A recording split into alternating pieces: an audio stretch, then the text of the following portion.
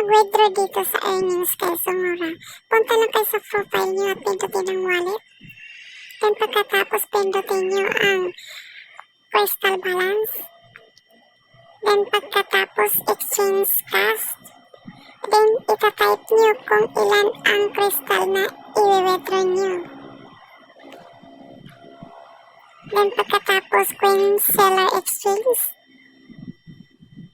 Pagkatapos pindutin nyo ang code at i-next step.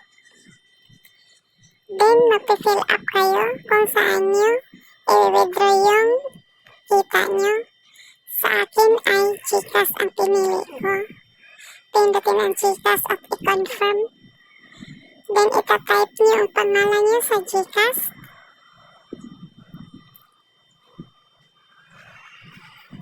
Pagkatapos nyo matype ang pangalan, itatype nyo na naman ang number sa inyong GCash.